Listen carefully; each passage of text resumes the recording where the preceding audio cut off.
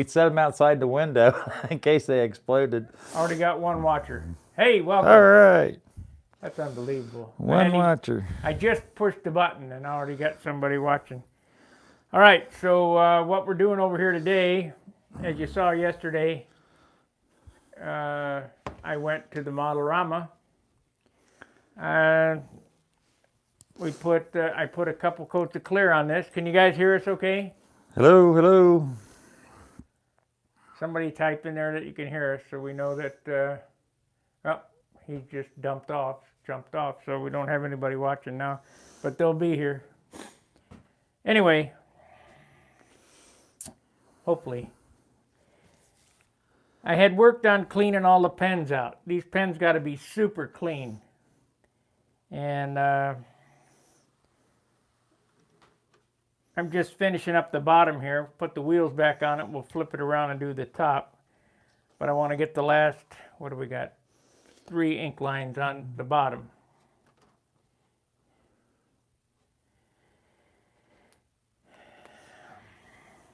Very boring day. We'll take a look at John's stuff here in a second. These I haven't changed anything from last week, so I really don't have anything to show. Outside, I sanded out my sort of a tinted clear, fixed some more mess ups, got them puttied in and sanded out. Now I got to just touch over those spots where I got bare putty with the tinted clear, sand that a little bit, and then I'll start on the cockpit, I suppose. I've been sort of neglecting my airplane, and of course we went to Modelorama yesterday. When I came home, I didn't feel like doing anything. I weighed my balsa wood that I bought at Modelorama, which I got about 38 pieces of, what was that, 3/16, and a couple pieces of 1/2 inch. And they range in, it was supposed to all be contest wood, and it ranged anywhere from 8 pounds to 4 pounds. And I ended up getting, I said the average weight of the pieces was about 5 1/4.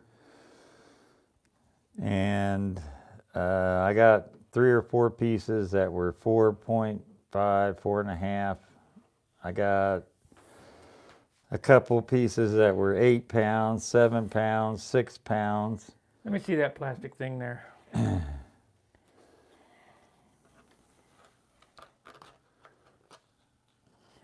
It's a pain. Get over there and hold it on the line. You gotta let this end come up, and I'll push it up so it doesn't roll Let's do it back. from the other side. Well, then it's high on the ink line side. You see what I mean? That's fine. High on the ink line side. It'll be fine.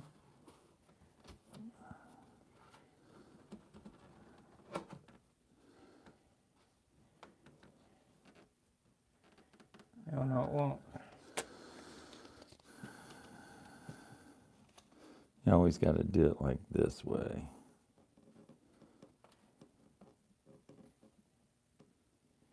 I can't see on that side. I know, that's the problem. Got to stop at the midway point. Nope. One line.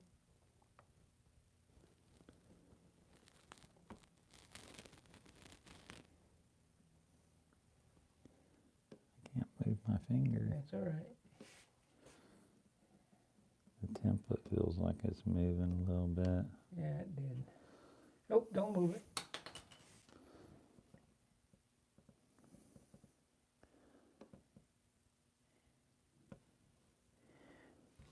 Slide it back.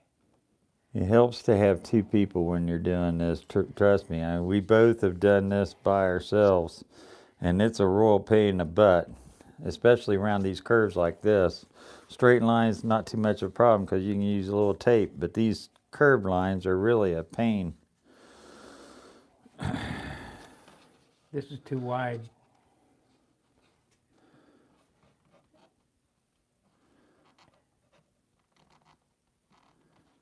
If you hold it, I probably, well, I don't know, maybe I can do it in one swipe.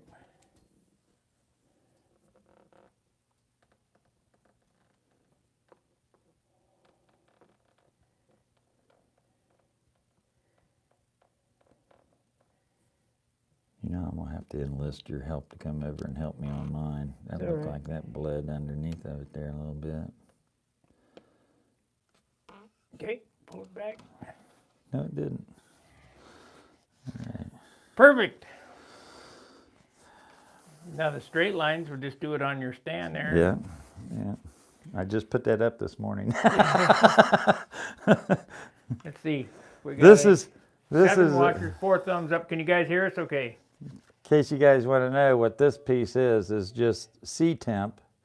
You can get it at arts and crafts stores for making stencils, and you score it and it'll break out, and they use it for paint mat, well, not really paint masks, but making templates for parts and stuff like that. It was done on Stunt, Stunt Hanger, all the websites. If you had this stuff on there, it comes in green and sort of opaque clear, and I like the sort of clear color myself, but sometimes that's hard to find. A yellow, all different colors, but it doesn't make any difference what the color is. And then you cut it different shapes and sizes and pieces, and you put about 6 or 7 layers of masking tape on the back of it, just back from the edge, 1/8 of an inch or so, and that keeps your ink from wicking back underneath of it. And then we got these, which are 64th inch plywood strips with the same thing, the tape on the back side of them. I got a big long one, I got a short one, there's one about a little bit longer than this, about a foot long around here somewhere. That's the same thing, tape on both sides. You can cut these. Here I cut one for going around a wing. For making that ink line around the wing, I went to the plans and I mimeographed the plans or copied them on the copy machine, and took that piece of paper and made this on the plywood. And you got to sand these things really smooth and nice, because they'll show every little bobble in that ink pen. So these things, I didn't trust the factory edges, so I took a metal straight edge and cut a new edge, and then I literally took 1000 grit sandpaper and sanded that edge real nice and smooth, so you don't feel any wrinkles, almost polished edge. Same way on all this plywood stuff. Take 1000, 2000 grit sandpaper and do it just like you would a template for a foam core wing or something like that. You want to get them really smooth. They got to put the landing gear on it, set it on its wheels. I would. Yeah. I wouldn't take a chance of smudging the stuff. Give them the ball driver. Well, both of us are here anyway to hold it, steady it.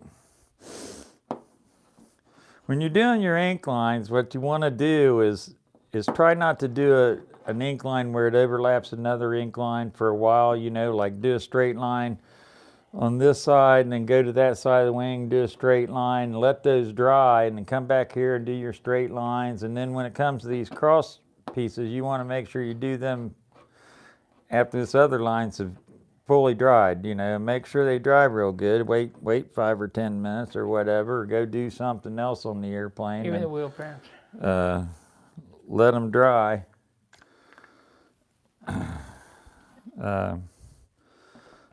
Otherwise, we did have a faux pas early this morning, a couple of them, and both of them my fault. I'll admit to it. I won't let Sparky rat me out. He even had a screw up this morning too, but we were out there painting clear, and we got the hose in some fresh clear, and I drug some paint off of it. And then I was shooting some clear, and I let the gun drip, and I put a big drip spot on it, which is actually, since we didn't touch it or do anything to it, it is coming out pretty nice. Just a little extra layer of clear there. So we're fortunate on that, and Don't panic. don't panic. I put my finger in one of the ink lines while it was wet, and it smeared all over the place, and got to just take a little bit of alcohol or a razor blade or something and scrape off your faux pas. You'll have to go through this once you do all your ink lines. You go through this, and you'll take all your corners where you did your little overlaps, where you went a little too far or whatever, and if you take an X-Acto knife and just scrape that, it'll come off. Where did I go too far? Not so much on white, both these corners right here. Yeah, 2 corners. Well, that's 2 corners. You went too far, right? We bust each other's butts all the time, so it's all in the fun of everything. But if you look at these C-temp templates. What's really nice about this stuff is like these wheel pants, you can take that template and you can wrap it all the way around the nose of that wheel pan, and you can ink that line all the way around there, whereas the plywood won't conform to that. I don't know if a set, any shim stock will work for that, for going around that tighter radius or not. It might. But as you can see, I've made all sorts of different things. Here's an outside template for like a hatch on the side. Here's an outside template for a smaller hatch, a little sort of oval, like a NASA air scoop. Here's a rectangle with rounded corners. Here's a little, almost a square, not quite, with rounded corners. Here's like a step that you would put in the side where it's got a little panel that flaps down like on a fighter plane or something. Here's a little longer oval.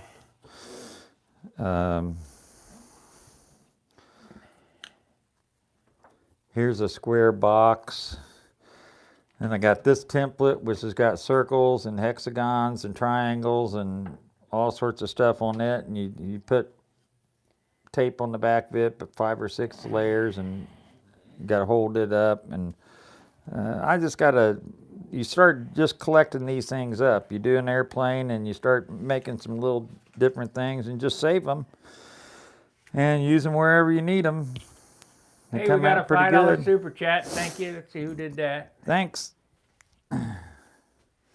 Super chat came from Scott Baird. Thank you. Thanks, Scott. As you send to UK for Japanese tissue, try here for balsa wood. Okay. That came from Balsa Cabin or SLEC Limited. Both are in England for balsa, good contest balsa. The only thing is if I send to England and I get back 7-pound wood, I'm going to be totally upset. Yeah, the postage, I'm afraid, would probably nix that in the bud. As far as, here's what we ought to do, Sparky. And no, we can't do that either. What? Just nix the idea, because I was going to say put some towels underneath of it, but I don't even want it rubbing on towels. Tape it. You're just going to have to hold it. Hold our breath and be very steady. Put your thumb right there. Right there. Well, either side. Keep This side here keeps me out of the way. Okay. You got your fingers wrapped around the underside. Put your thumb on top. There you go. Hold your pen 90 degrees to the work area. I don't think they can see you. Let's see here. And they can see it now. Hold the pen 90 degrees to the work area. Hold your breath. Nice even stroke. Same speed all the way across. Ooh.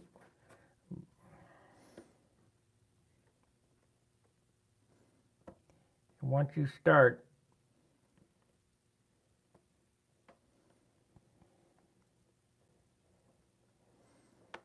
don't move, John.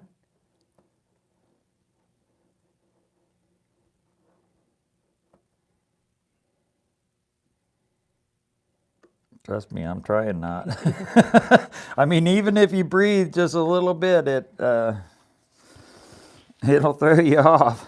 And if you try to go over it, you might as well just remove the whole line and start all over again, which you can do with some 71% alcohol. Be real careful. Almost. Well, we need a bigger gap on the ends to be able to get the center in there. Yeah, it should be good.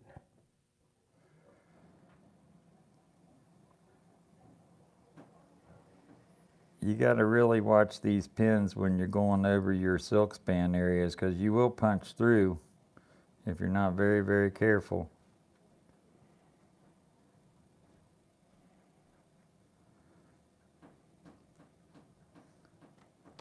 2 people help tremendously. It's First time I've ever done it with 2 people. I know. I don't know that I've ever had 2 people. I had Barb try to help me once, but she just really didn't have the grasp of what we were trying to do. So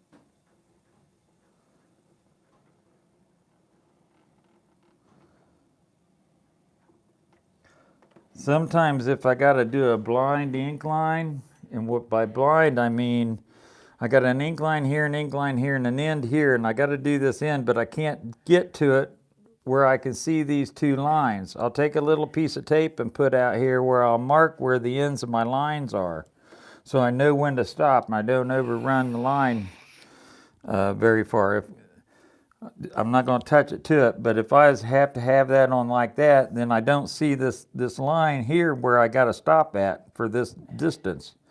And you're sort of guessing where to stop at, and if you don't go to the end, then you got to touch up, and you almost always have a little mistake in it. So I better not hold it like that. Okay. Does that look good? It needs to come towards you on your right hand side. That looks pretty good. Or maybe a little bit more, teeny bit. Now that'll cover. You can run your line and sort of tilt your pen one direction to another a little bit, and sort of, if you got a crooked line, and get it and sort of straighten it up with your ink line to some degree. Now, if you get too carried away, of course, then the line looks terrible. Want to do the fuselage? This one? No, I'm going to do, Get it drying? yeah, I guess. Let me have it.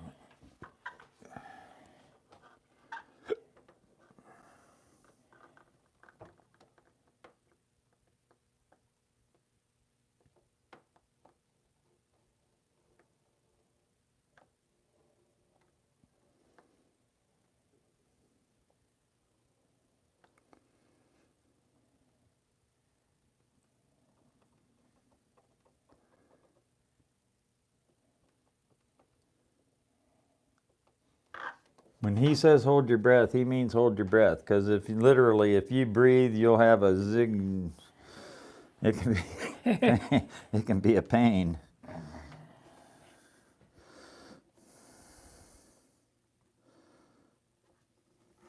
Yeah, I'd be more talkative, but I'm more interested in getting this perfect.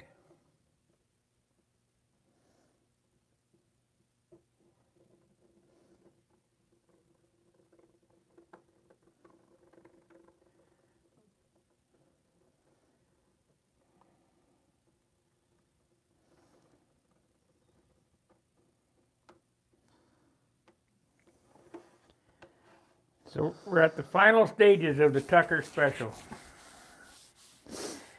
It'll be You could do this one on this side if you wanted. put your thumb right there.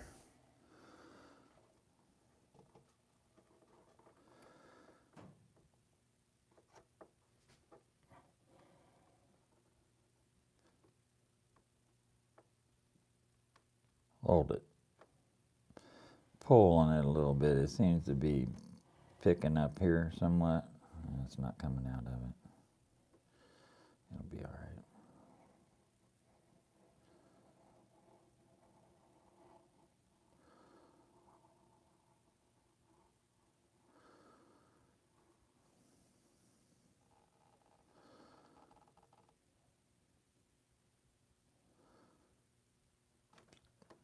I found on this 64th inch plywood, you need a piece about 1 inch wide at a minimum.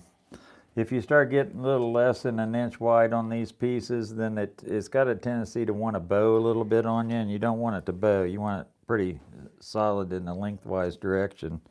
Let's see if we got any chatters. What size tip we're using? For these wide lines, this is a 4 number 120. For the panel lines, I use a number 2.60.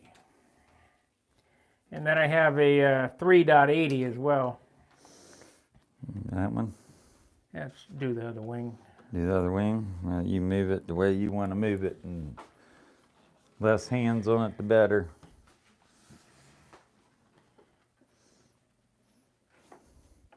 This ink dries pretty fast, but it still will stay wet, you know, for 5 minutes. And if you get a little heavy spot, it'll stay wet for there maybe a little bit longer. But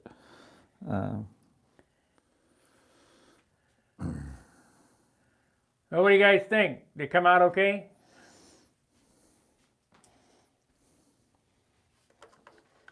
Not bad for a guy who didn't know anything. guy just started doing this yesterday. Yep. Did I use the green or the 4120? Yeah, that's what I used. The line's a little crooked, so that's about as tight. You there? Yeah, that's about as tight as I can go to it.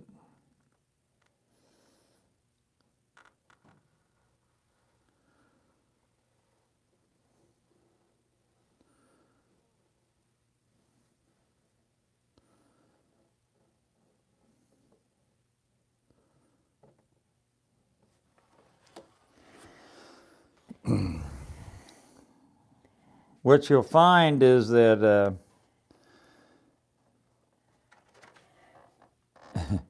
when you mask your airplane off, that your masking tape won't really lay down straight. That it? Yeah, that's as close as I can get it. You know, and it'll have a little curve to it.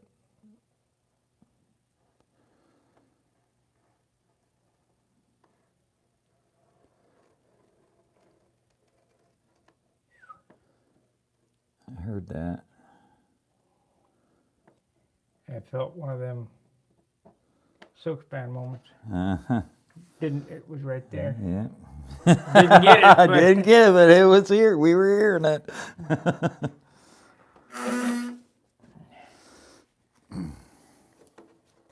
Now, see, this is what we're talking about, a blind edge.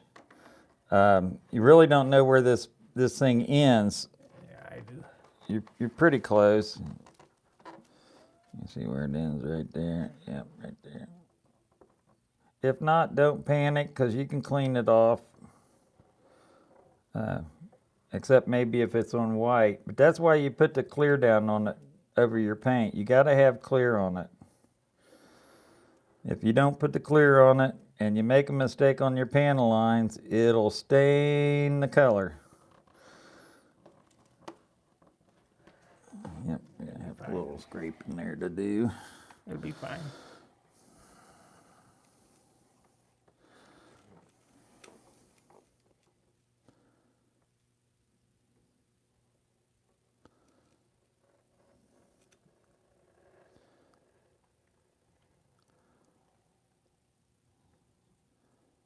I'd say try to get at least 2 coats of clear on your airplane before you go and try to put your panel lines on.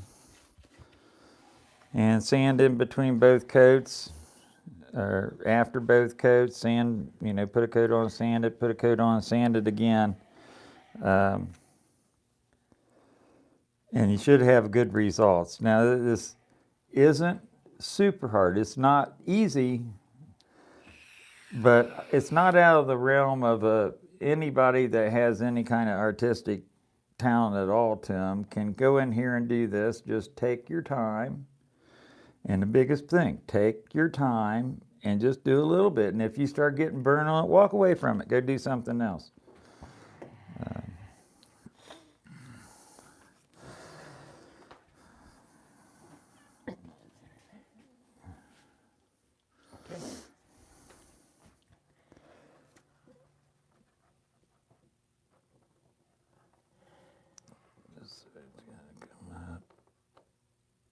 That Hold on, I we're don't. rolling back. Yeah, I know. I don't want to roll too much to you, because that'll make it touch. Did it? I think that's it.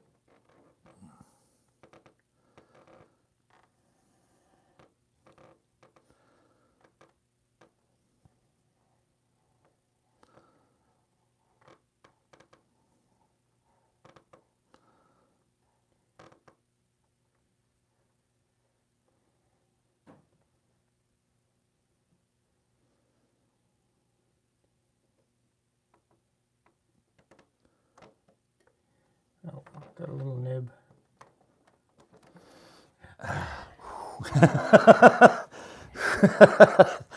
Yeah, we almost had a faux pas. It is, but Yeah, it did a little bit. Well, we can clean that off. That'll be all right. you can't let it twist.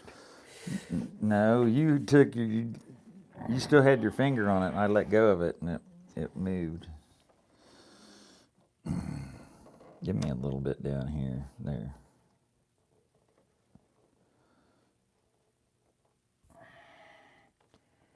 It'll be fine. Remember, the clear is your savior in this, because the clear gives you a little bit where it won't stain the paint, and you can take an X-Acto knife and scrape it off after it's dried real good.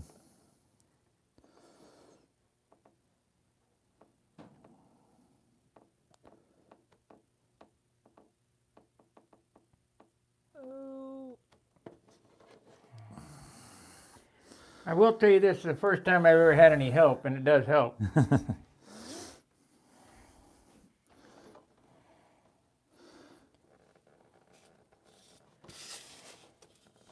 mean, I'm not a contortionist, and so I can't. Can you turn that thing around? It's got a bow in this end of it or something, sort of.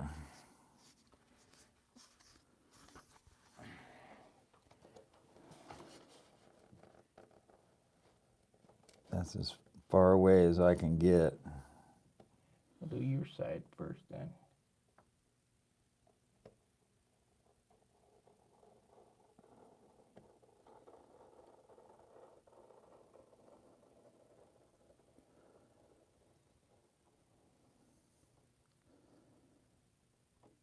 The difference between doing it by yourself or having help, with doing it by yourself, you'd have little pieces of tape on these straight edges holding it for you, acting as a second and third hand, and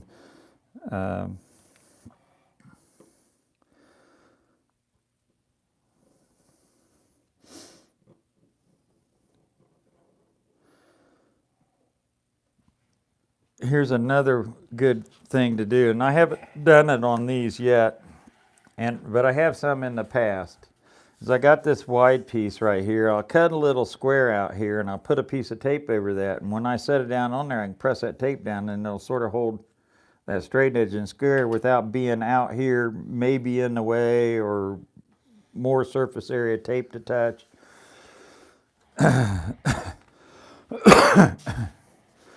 How they say, there are no secrets. Not anymore. Not anymore. Yeah.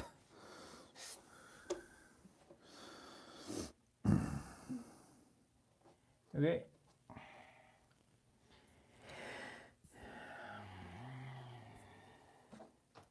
Let me have some this way.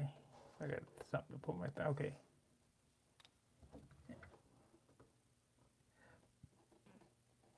That's good.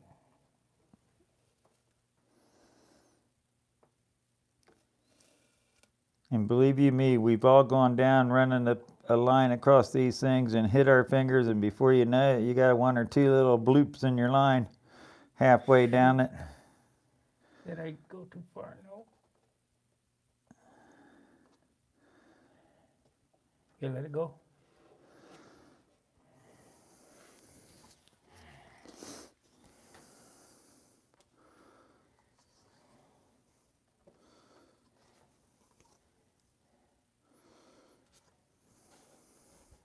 Okay, thumb right there.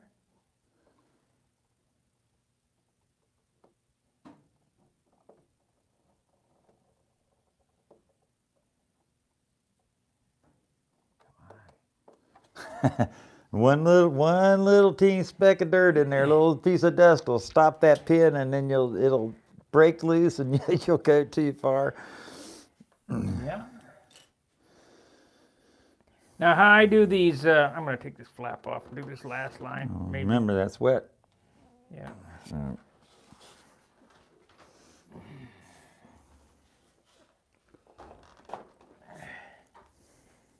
How I do go around from one side to the other is not for the faint of heart. I just freehand them. I just take it up here like this, and you better be steady. let me hold these wheels. You got it? Yeah.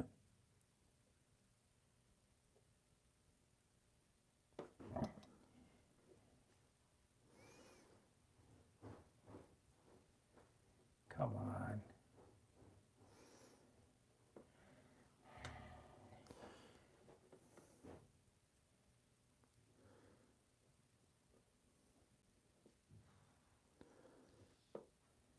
Nobody's going to look that close in the flap line anyway. Yeah, this is where all your, when you tape it off, where all your missed tape lines from top to bottom come into effect. These lines will be angled and everything else, but when you get the flaps on it, you only see down in there a little bit. So, and we don't have it here, but you should have a piece of paper around to start your pen for you. Oh, we got glass.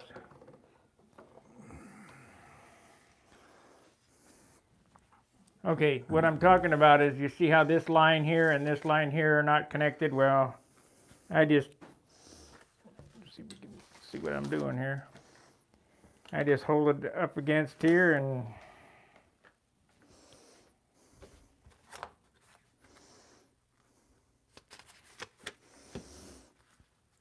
There's a little notepad. Sometimes they start better. continue on around like that. And I mean, it's a little crooked, but no, who's going to look inside there? Yeah. Nobody sees it.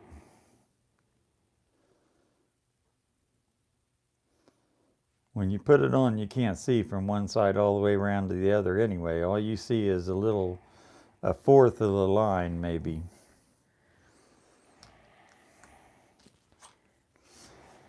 In fact, I've seen airplanes that were done where the line wasn't even completed, and when it was just sitting there without the flaps deflected or elevator, it looked just perfectly fine till you deflected it 30 degrees or whatever, and then you could sort of see that little teeny bit in there. And what probably happened was the guy glued the stuff on and everything permanent before he inked it, and he couldn't get down in there with his pen, so went as far as he could.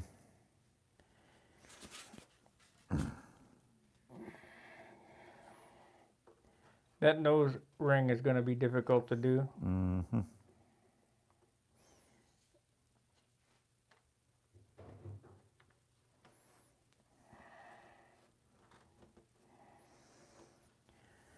Okay. One more line on that flap and this one leading edge right here.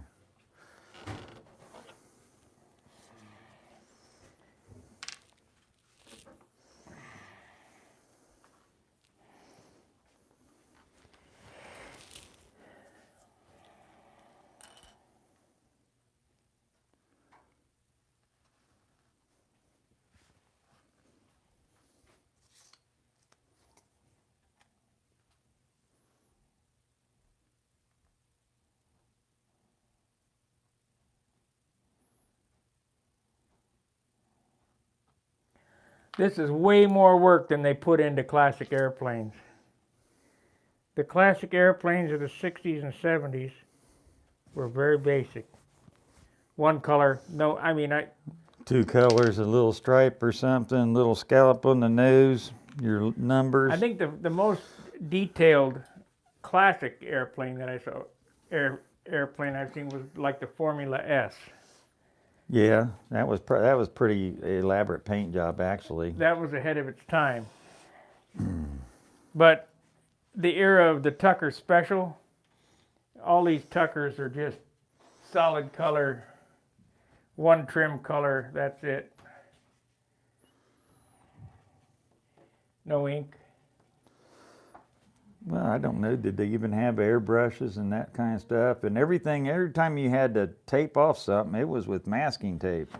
Yeah, they didn't have And plastic. you didn't have, you know, a scanner or a fax or a plotter and a cutter and to make stencils with. It was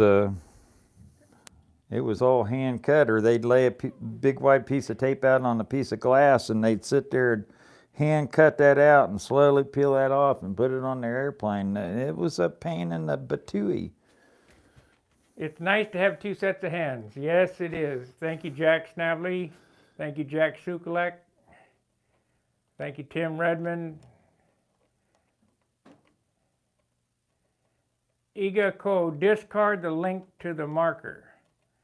Oh, those are rapidograph pens. I don't have a link. They're drafting pens. Yeah, these are used for, they don't use them anymore because they don't draft on vellum anymore, but they're used for ink drawing and drafts trades. And you have to use India ink for film. Yes, for film.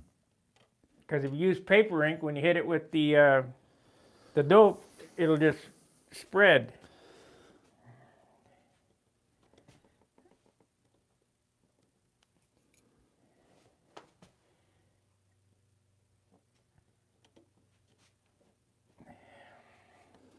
This takes a very light touch to do these little edges and these corners. You don't want to scrape through the clear. All you're doing is trying to sort of scratch the ink off of it. Damn, that's still wet right there. I don't believe that's still wet, and that's been done for a while. That's been real heavy in that corner. Gonna wait on that for a little bit. We'll get that off. Just don't touch it. Okay, so now we need your leading edge on this. I guess we can do the nose ring too. Believe me, sometimes this stuff stays wet longer than you think it does, as I just found out in that corner where we overlapped ink lines. You're twice as heavy on the ink in the corner. No helping. But just don't panic. Just let it dry and then come back to it and scrape it off once it's dry. Got a tendency to rush things sometimes when Sparky's over here, just for the simple fact that, you know, his little apartment is so hard for him to work in, and he comes over here, then he's got all my space and stuff, and tell me if I'm right, because I can't see straight on that line. You're fine, you hold it right there. Creeping back though.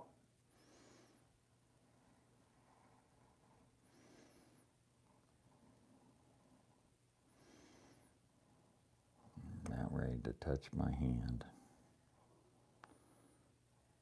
It'll be fine. Don't panic. Ho, ho, ho, Santa Claus. Don't panic. Here we got a little, oh well. We'll get them off. What to do is get all these ink lines on here, and then you can come back through, let it dry for an hour or a couple hours or whatever, and then come back through and sort of scrape all your little intersections and stuff like that. And for the stuff where they don't match, use a super fine pen. Well, here it's going to be easier than I thought because I can go from black to black. Yeah. Want me to hold it? Take the top off. Nope, I got it right here. Let me get out of the camera way. See if they can see it. I can see it, but I'll turn it around just a little bit more. Okay, what I'm doing here, I'm going around this cowl line, and I got lucky because there's a black line there and a black line there. I'm going to go from black to black and make the break. It'll be more evident when I show you what I'm doing here. Okay, so there we go, from black to black.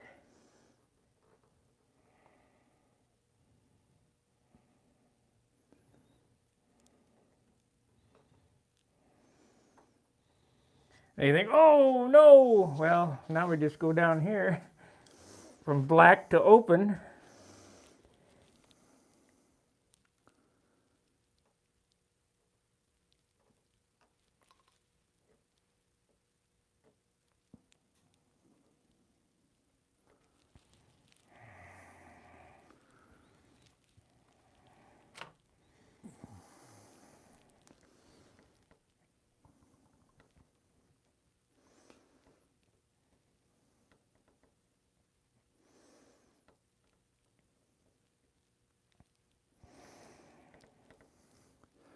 Another thing I've had to do at times too, if your ink doesn't seem to be coming out and you're skipping on your lines and stuff like that, sometimes you might have to take a little bit of talcum powder and rub where you're going to put your ink line and ink it on there. And believe it or not, the talcum powder will come off and it'll help the ink adhere to your paint. Now I'm going to go from that to calibrate, and then the bottom will have to be done. Well, I can take the cowl off and do it. Yeah, separate. I'm trying to push towards you a little bit. It's all right.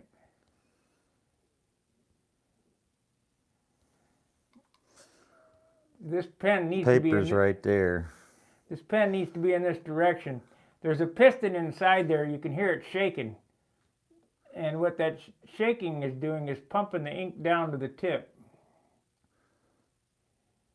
They don't like making vertical lines. They like to be straight up and down.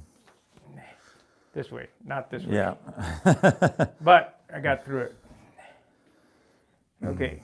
If it was a long line, he'd had to try to do something to hold the airplane in a horizontal position where, gravity flows downhill. It's looking pretty nice. Starting to make it pop. Yep. Couple more coats of clear. 100 hours of sanding and polishing. It'd be a gem. What's wise to do on these ink lines is to take an airbrush. I mean, if you're going to put it down and leave it for a while, take whatever lines you got, take some clear, and airbrush a couple coats over your ink lines. That way you won't smudge them as you're working on other parts of the airplane. Now, we're trying to sort of rush this, otherwise that would have been done. Me and Sparky's talked about this a lot, and we repeat to each other, even though we know the other guy knows what the heck he's doing, we still remind each other, hey, don't forget this or don't forget that. And it doesn't piss each other off because we know that we're just human and you forget things, and it's the little things that'll bite you in the what as you're moving along. And we both said it almost at the same time out in the garage about going over the silk span areas.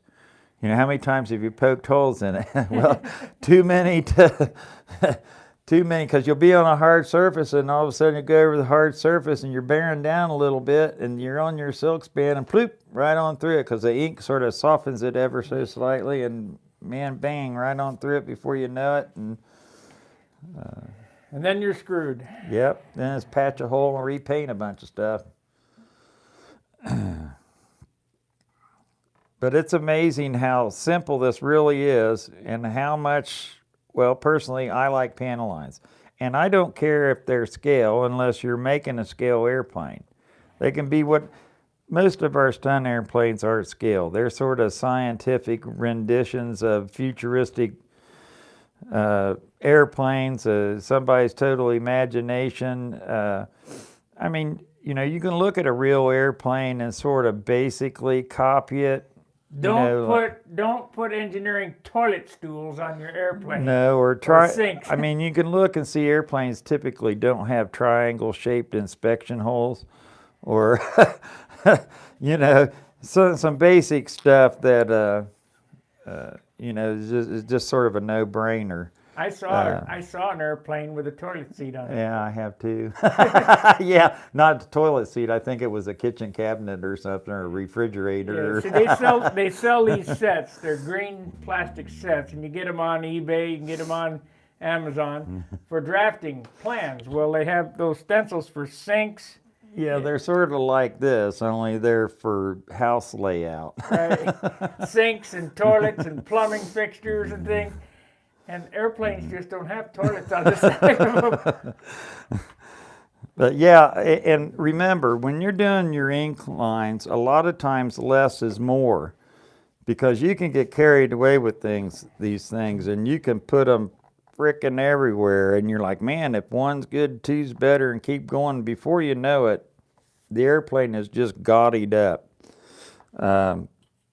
So the best thing to do is just start off basically with some outlines, and then just barely some add to them, because unless you're trying for a full-scale model, in a full-scale airplane, you don't see all the panel lines on them, so you're not going to see them on a model scaled down.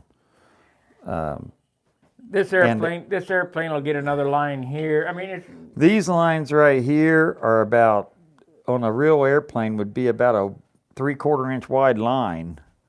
they might be on this because these are stick-on radiators. Yeah, so what you're seeing is probably a shadow, and this is sort of emulating that shadow that you would see around the radiator itself.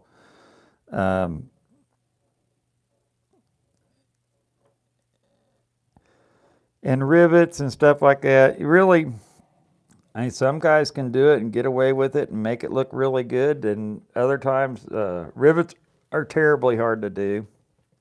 You got to get them evenly spaced. You got to get them to where they come out right at the end of each end of the line. You know, or you start off right on this end, you get to this end, you got a rivet that's half the distance of the gap of all the other rivets, so you know, that looks out of place.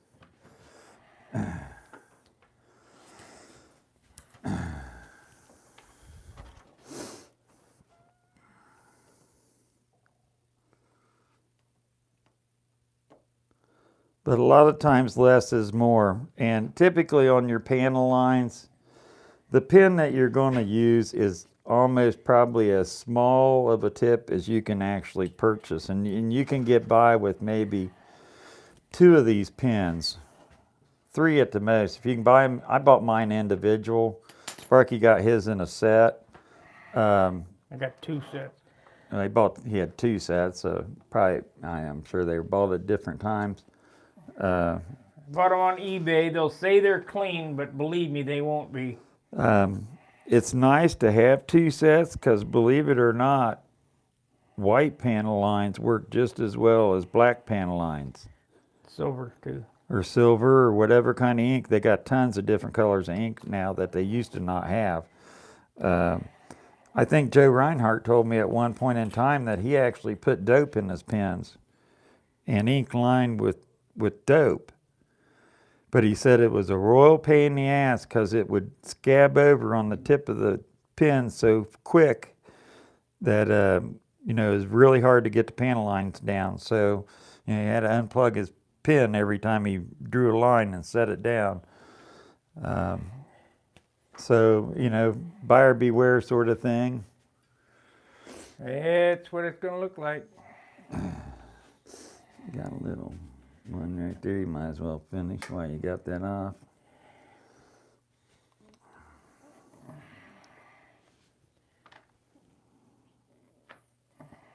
Want me to hold the airplane up? Yeah, no, just hold it from rolling forward.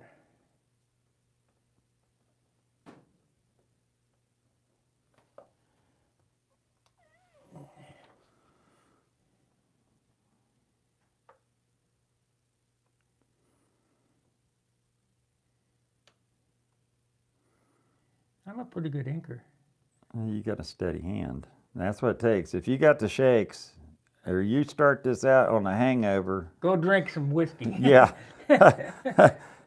Wait until you're not all hungover or whatever, or get super drunk to where you're nice and steady. Now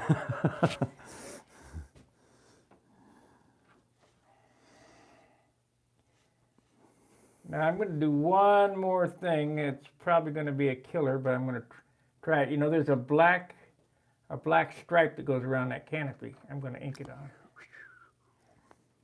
What do you think? Think I can do it?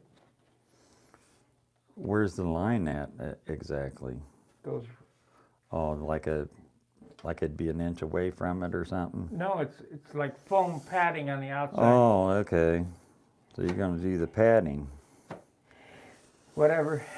I probably should put that on the thing and do it. You know, The foam cradle the stand out there.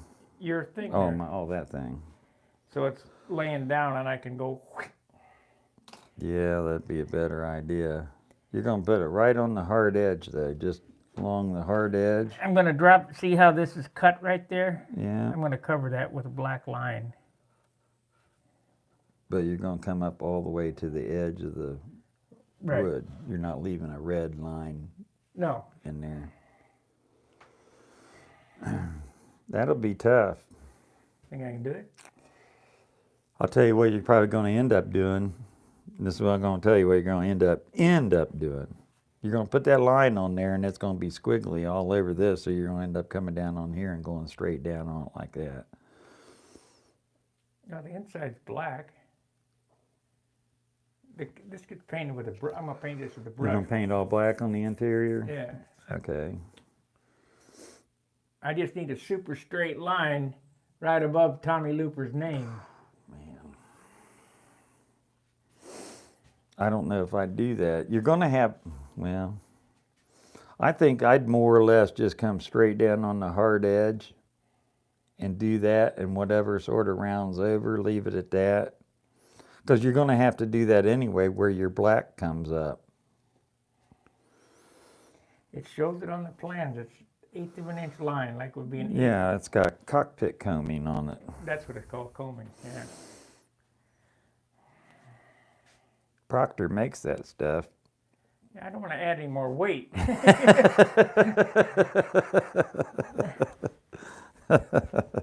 I don't know that I'd do that or not. Because really, when you paint that inside, you got to have a stopping point. If you just, it's your airplane. That's up to you what you want to do with it. Bienvenidos, Wilson. It's a Bob de show him the todo AK. What's the bomb? Yeah, BOM. Yeah. How much do you dilute the last clear coats? The last clear coats that I have on this are probably 70. 60 or 70% thinner. Yeah. But you got to watch using that thin a dope over these ink lines. You don't want to use probably want to get a little separate little bit of dope that's about 50-50 and dry spray with an airbrush over these panel lines to get them sealed down so that they won't run out when you start applying a heavy coat of clear Get your thingy there. on your whole airplane. Your What do you want? your stand, your wooden stand. Yeah, the easel. The easel. The easel. I gotta move some stuff so I don't get squished. That way I can do the rudder too. Got more counter space and still got no room. Yeah, it's amazing. If you got it, you'll use it. Up. It needs a couple panel lines coming up this way too, around, I don't know, We'll get them. maybe. We'll get them.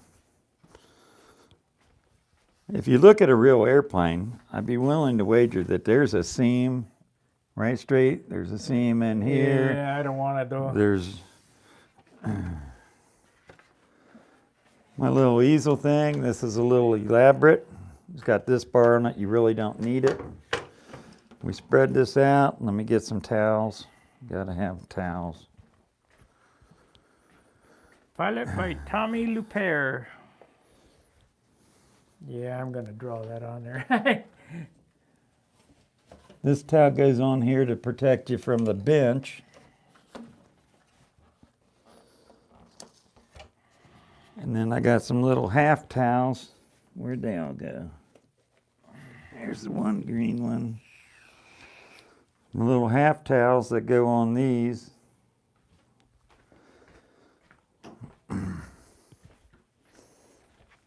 I had this down here so that he'd protect his wheel pants. instead of laying them down on a hard surface. And then there you got a nice cushy little thing. We'll get the weight on the back end back here. Got to have a weight on this thing. Oh. Don't ask me how I know. But you don't want to find out the hard way. I have a little smudge on this, so you can use Mom's spit for spittle.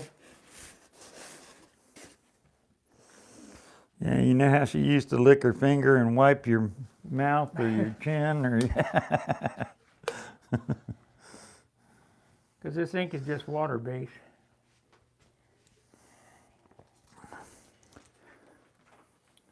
.71% alcohol will wipe them lines off, but trust me, if you don't have clear on it, it'll wipe the paint off. It'll wipe the paint off too, and it'll stain. There it is. Give me your short plywood thing. Yeah.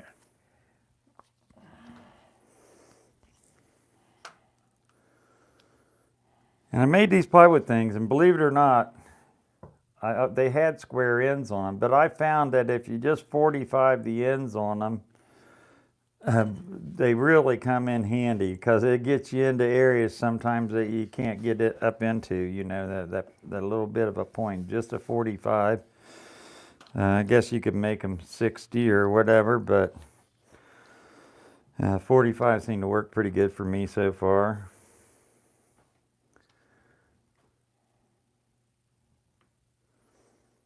If you press too hard on these pins, you will leave grooves in your wood, believe me. And obviously, as we said before, poking holes through your silk span. It doesn't take pressure to make these pins work. Not if they're clean. If they're good and clean, it's all it takes is just a little touch. Does that go through the glow plug hole? Yep. Yeah, it goes through the glow plug hole. You got to push in the radius a little bit, or just steady it right there so it doesn't bow out. Okay.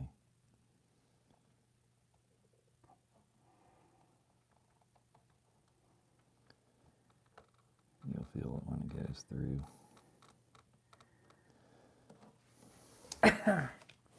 That right there would be a pain in the butt for you to do by yourself. And you probably can't see it from that camera angle, but you're going around a radius where there's compound curves all over the place, and you're trying to get to hold this piece of plastic, and you can't let it touch, or the ink smears will wick underneath of it, and you got to hold it just right. And sometimes it just takes 3 or 4 hands. Well, they'll get to see it when we do this other side here. Yeah. Let's see here. I'm going to do the... You know, let some things dry here before you flip it over. I'm going to do the rudder next. We'll do that right there. We've been on an hour already. Have we really? Yeah. Ink job in an hour. Where's that short piece? That came out really nice. Here, I want to see ink around this little silver thing right here. Yeah. Trust me, if I wanted to. We'd make a template for it, and we'd ink around it. Okay, hold your thumb right there. This is going to be difficult.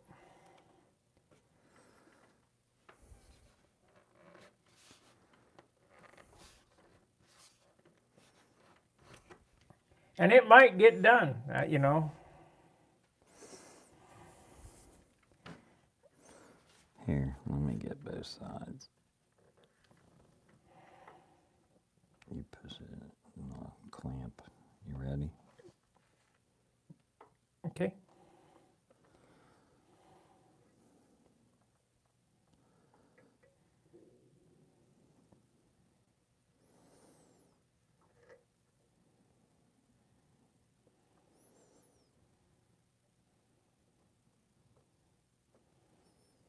What do you think? Separation between white and red and all that? No, because that's not how the flag is. Right. All you're emulating here is the hinge line. Right. I think that the flag was all on the rudder itself and not the fin. No, because the flag doesn't have lines between it. You know, so if you're going for more of a scale sort of look, no.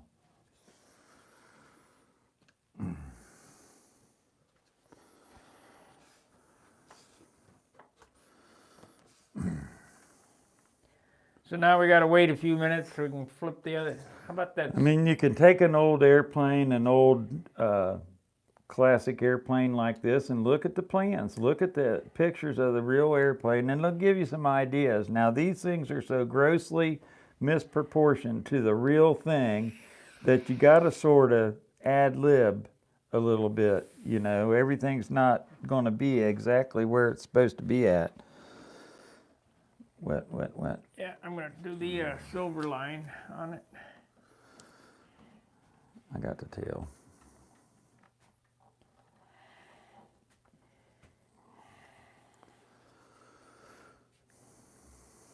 Come around here and put the thumb on it. Let's do this line first. That'll be perfect.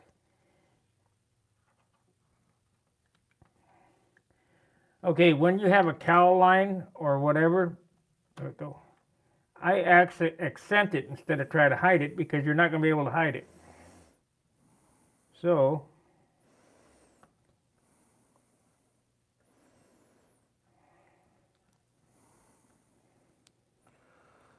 These are pretty good cowl lines on this airplane too, believe it or not. They're pretty tight.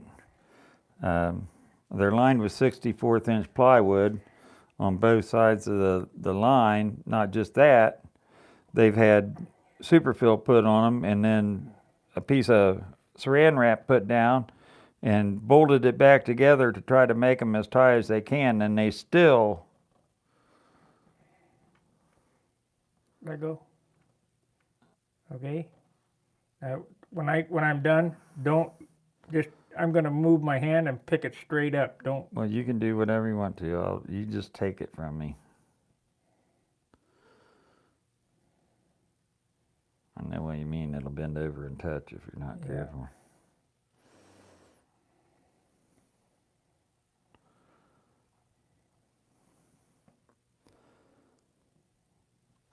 You have to have... Let go. You have to have the tape underneath your pieces, about 5 or 6 layers of it, not just 1 or 2. You got to have this up off the surface, or that ink will wick right underneath there, and that line will be a 1/2 inch wide, and you'll have a mess on your hands. You have to do that. These little strips. I just took a piece of glass and I laid a full strip of masking tape on it, laid about 6 layers of it down there, and then I cut a 1/4 inch wide strip off those layers and then put that onto these pieces of 64th inch plywood. Now, you can see all my little cheater marks on here over the years where I had panel lines, and I had a panel line, wanted it so long, so you're starting off with your first panel line on your airplane. You only want it to go to here to here. Well, I got a little cheater mark on there. I laid that down there and drew it to that line. Then I went to the other side of the wing. I made the line the same length. Well, we got guys from Brazil watching. We got guys from Russia watching. They're asking what our names. I'm Sparky. I'm John. I'm in the orange shirt, and John is in the brown shirt.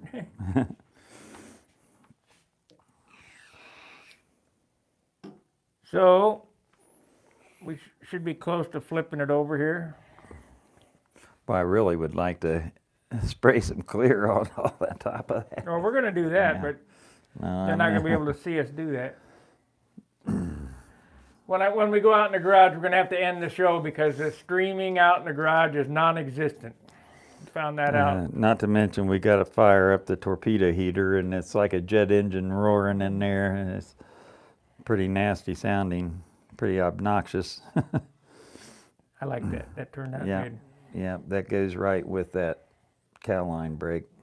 Yeah. Of course, then we have a triangle here. That don't matter. That don't matter. You know, I think I want to outline that panel. It would make it pop out more. It's an inspection cover. Do you have the template for that we can make a C-temp? No, I did it on the computer. That's what I meant. It won't. No, it's gone. You can't bring it, you don't have it in memory or anything? Nope, it's gone. That was so frustrating to do. Yeah. That to cut that template, it started out as a square, and you think, well, no big deal. And to move that line took me 2 hours. You're not a CAD guy. Yeah. A CAD guy would have that in no time flat. Yeah, 2 seconds, but it took me 2 hours to move that line. Well, we can take a piece of paper, a piece of vellum or something, and trace that out, and we can cut a piece of the C-temp and make an inking line for that, an inking thing for that. Yeah, it won't get done this week. What time is it? It's 1 o'clock. It's lunchtime, actually. I got a couple hours yet. I got enough time to get clear on it.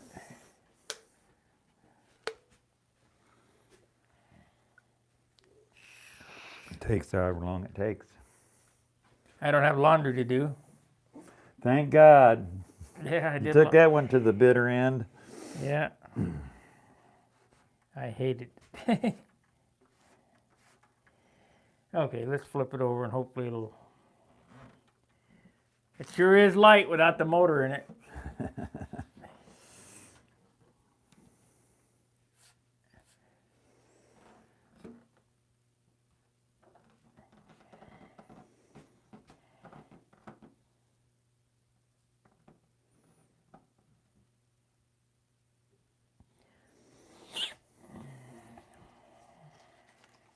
Probably could have hit that with a heat gun a little bit. Yeah, you would say that now that it's drug upstairs to the garage. No, the ink line that I just Yeah, did. that's what I mean. The heat gun is in the garage. Oh. Hold it down.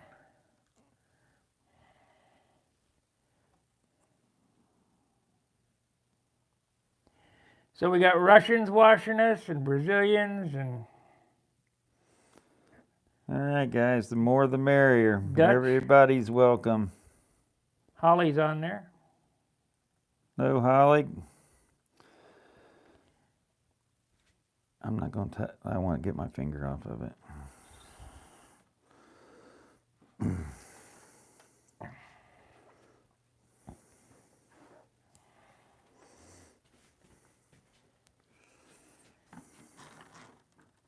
I'll take it off.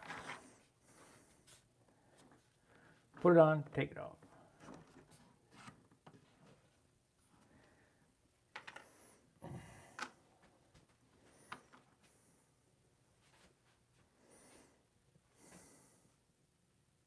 Yep. Yep.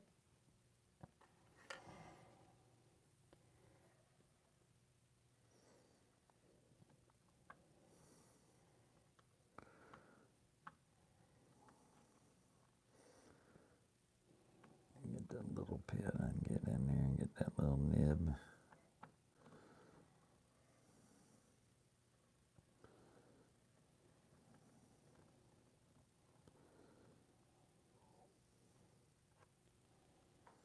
It's good. I'll do the top when it's sitting on its wheels. Mm-hmm. Okay. Do your silver line up here.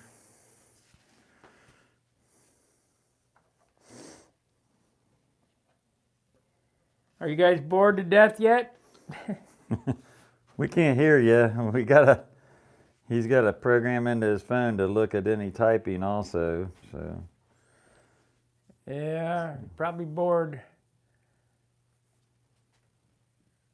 Never heard what John is retired, and I am a fabricator for now. I was a Harley-Davidson mechanic for 40 years, but now I'm a fabricator, or something like that, whatever. That's, I did commercial glass and glazing, residential, commercial, construction work, building houses. Big slope glazes, multi-story buildings, glass curtain walls, mirrors, and you name it. 40 years of it. Want that plastic one? Yeah.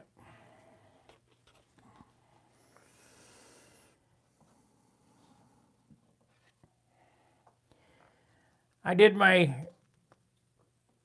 time as a beveler, which John knows what that is, but I also did my time as a sign painter, but mostly I'm a mechanic.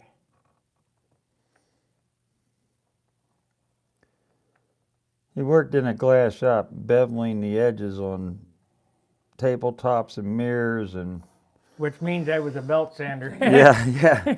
Wet belt, a lot of water, a lot of mess. Not gonna lay on that at one, is it? Probably. Better wait. Better wait.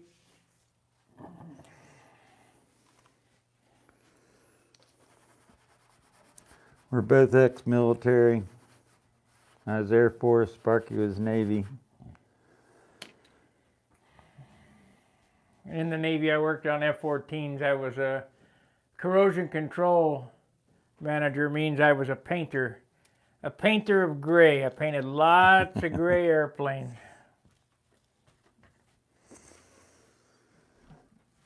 I was a weapons mechanic. B-52s. It was a lot of fun.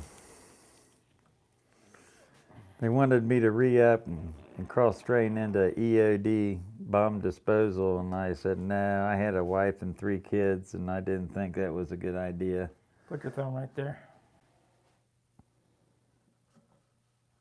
Gotta go down. Okay.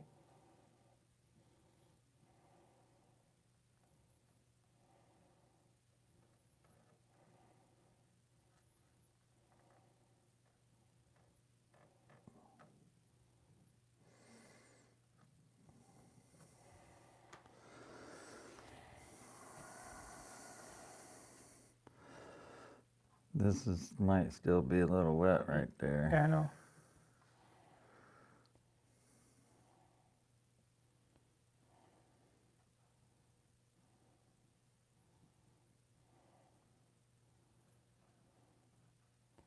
My finger. Move your thumb back. There you go.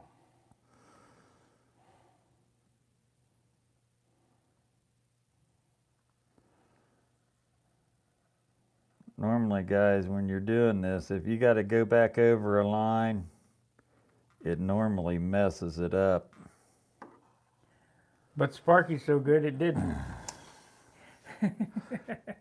It pays to have 2 people. Trust me when I say that. It really pays to have 2 people. Get both your airplanes done at the same time, and then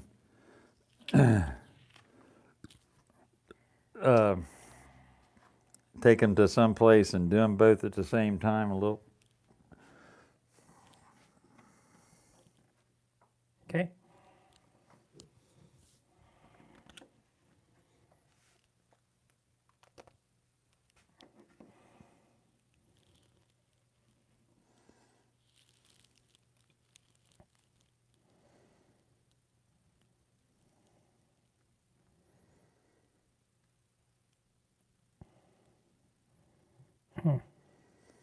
It's inking.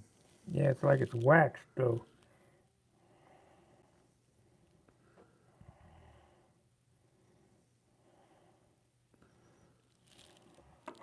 No good.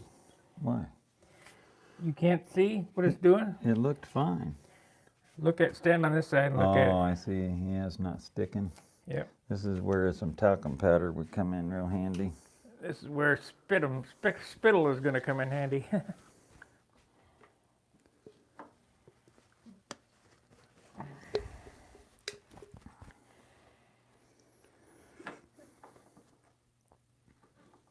Yeah.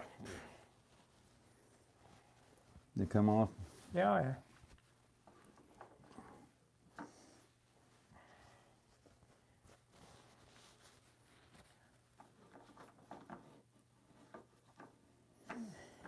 It might just been a little bit of a fingerprint there or something, you know, that Well, it's pretty slick. it'll look, what he's talking about it doing is you're running an ink line, all of a sudden it looks like you got fisheye in it, and it'll start crazing up, and it won't draw a nice steady line, and the ink will sort of pull into itself and create little alligator like cracks and stuff in it. And, Okay, hold it.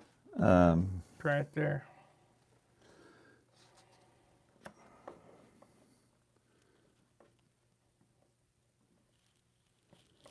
It's not very straight. can't do it from that side. You don't have anything to set on. Yeah. Here, you take the pen and you run the line. Run it this way. Here, I'll hold the stencil. You take the pen. I got the stencil.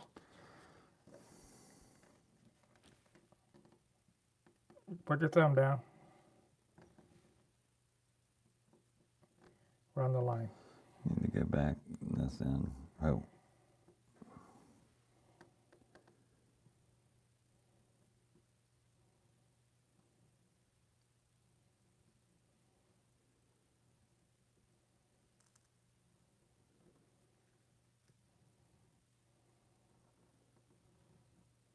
Good.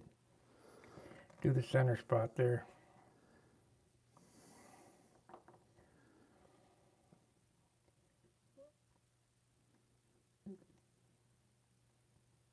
Nope, it's no good.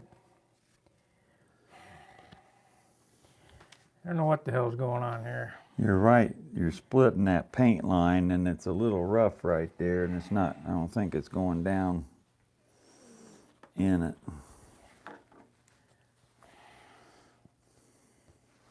So, what I want you to do is come where I was, and I'll run the ink. You stand over here. You hold it. You take some alcohol and clean that off with some alcohol. Well, we got 91. That's all right. Don't rub a lot on it. You're right. Should be one right underneath there somewhere, maybe.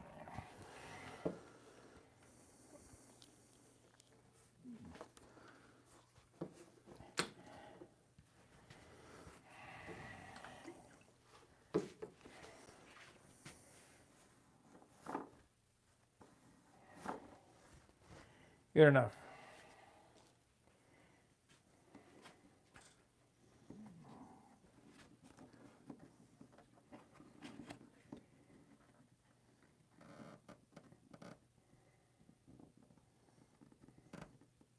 Ready? Yeah. I had to get my finger back.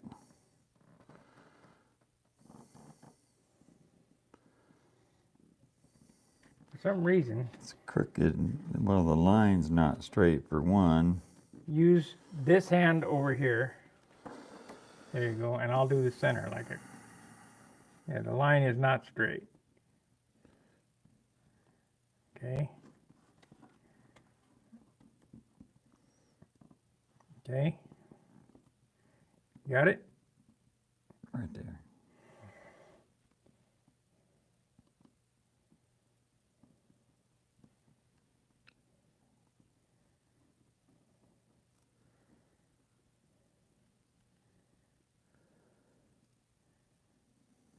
Did it fisheye? Doesn't look like it. Nope. Okay, good. We said this a little earlier. Sometimes if you get it where it does that and the ink's not sticking, you can take a little talcum powder and rub along the edge, and it'll give it just enough dryness and tooth there to make your ink stick. Put your thumb on it right there.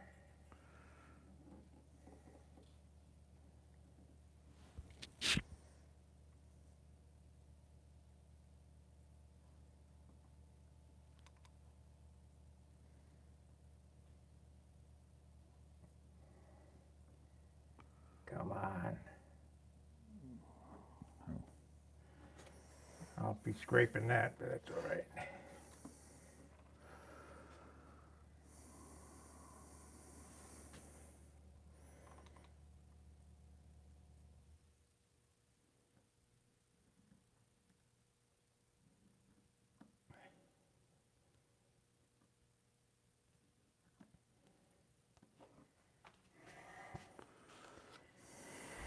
Oh boy. Oh, better not. You better. You're getting a little overzealous there, buddy. Yeah. Yeah. It came out pretty good. It'll be fine. So we've been 80 minutes, hour and a half. We'll have the whole airplane inked. For the Barb's gonna be hollering at us to eat here. Yeah. Yeah. Yep. Okay, so now I need to flip the airplane and do the other side, or I could do the inside of this one. Maybe.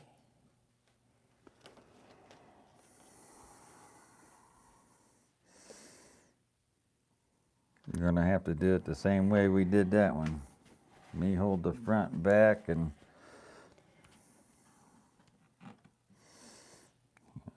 spread these out.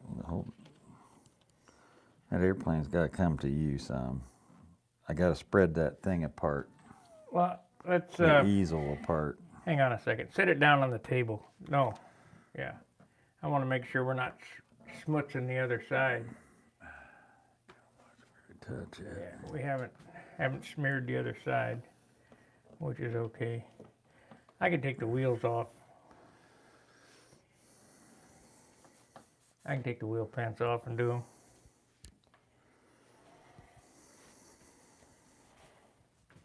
Because we're going to have to eat lunch here anyway, so we're going to end the stream. Anyway, that's how the progress goes.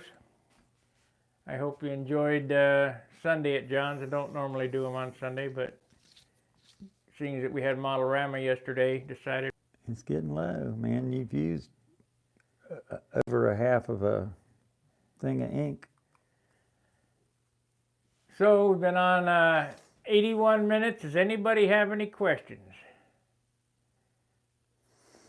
Oh, Holly says he really likes watching the two guys doing this over and over until it's perfect. Yeah. Looks like the ink pen drawing for CL calc paper. Yeah. Do you think gear in the wing is better than in the fuse? Yes, I do, but not for that reason. I came a little late to the party. I was going to ask what pen you're using, but someone else already did. Yes, Fred, that is a Koh-i-Noor Rapidograph pen. He's working on composites. Yeah, Koh-i-Noor Rapidograph. Hope you guys can see it. And the size, I don't know if you can still make out that size. The size is 4/120 on the big lines. I haven't done any small lines yet. I'm not sure that I'm going to get too elaborate in this. This is a huge ink line. I mean, when it goes on here, that number line is 32nd of an inch wide. That's way too big. Yeah, I mean, it's not your typical panel line size. These are more shadowing lines where these gold parts were radiators on this airplane, and they were mounted on the top of the surface, and so you see a shadow around them. So sort of all these lines that he's doing are shadow lines now, which are a little heavier than your typical panel line. Hand me the pen. Do this up there.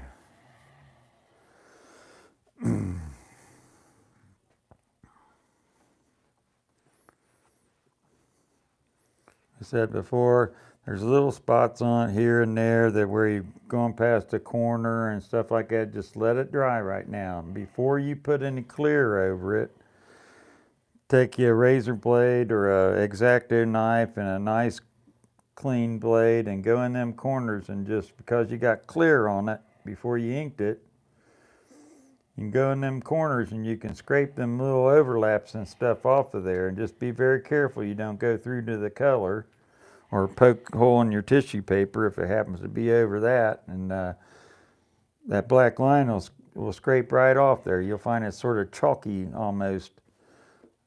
And trust me, when I'm judging appearance at the Nats or anywhere else, I'm looking for that. Yeah, that's it just takes time, guys. Just takes time. around, do a section of panel lines. A lot of times if I'm by myself, I'll just do like this wing half. And I'll fix all the little mistakes on it, then I'll take an airbrush and I'll get a coat of clear on it and let it dry, and then I'll work on another section. That'll assure that my lines are locked down on the surface, they won't smear. But then I'll come back and I'll do at least probably 3 coats of real dry sort of airbrush coat over all the lines individual. And that just assures that when you're buffing out your finish, you got a little extra clear over your ink lines, and you won't be, when you're buffing your finish out, you won't be buffing your ink lines off and then having to go and redo them again. I found that it takes about 3 airbrush coats over the ink lines to actually do something. And put it on sort of dry. Don't drown it or they'll run out Yeah, on you. they'll They'll spread. float right on out there, and they'll 1/4 the 16th inch line will turn into a 1/4 inch line, and you'll have a mess on your hands. Got another $5 from Fred RC. Thank you, RC Fred. And I'm glad that you always learn something, because that's what it's all about. I mean, if we're not learning, you know, the thing is, it's your airplane. You have to. I sand to perfection. You can't get it perfect, but you know, at least give it an effort to get it perfect. Where the nose has a nice contour instead of coming down and going like that. You know, you can see the arc of the spinner, how it follows, and use your lights to candle. You can see the highs and lows. Basically what the candling does is just like the primer. Boy, that thing that you're wearing, that really eats the batteries up. The battery's almost gone in that already. I just put them in. What, in this thing? Mm-hmm. Wow. I'm going to have to start using them big batteries. I got big light batteries. It'll be heavier, but... I'll be walking like this when we're... Yeah. So let's take a look at John's airplane and have him explain it before we go to lunch here. We got 3 minutes before we're on for an hour and a half. So tell them where you're at, John, with your airplane. Well, the last setting that we were in here, I shot the primer on and sanded off all the primer, all that I could, you know, feasibly sand off, and it was all motted looking, spotty, gray spots all over it and everything. I did it sanding once, and then I sanded it a second time. All that primer, I sanded the spots that were still real gray, and I sanded all those spots to where you could literally just see through the primer. Once I did that, then I washed the whole airplane off real good, and then I shot it with a coat of clear that was tinted with white. So this is about probably 60% thinner and 40% clear with a tablespoon of white put in it just as a tint, see-through clear basically. And then I sprayed the airplane with that, and that's sort of my blocker color. And it gives me another section of sand too. The gray was one sanding to find imperfections, and then now this is the final sanding for imperfections. So, in which I did find some. So I went back through the airplane and I'm looking for all the dents and dings and stuff that I either acquired new or I missed in the gray coat primer settings. And I spot puttied those little things in, and I see a 99% of that spot putty off. And now the last thing that I've sanded the whole airplane again with 320, and then I went back with 1,000 and sanded the airplane with 1,000. And now I'll just take these little spots where I had to put some fresh putty in, and I'll give it a light coat of that tinted clear, just to make it the same as the rest of the airplane. And then we'll start working on color codes.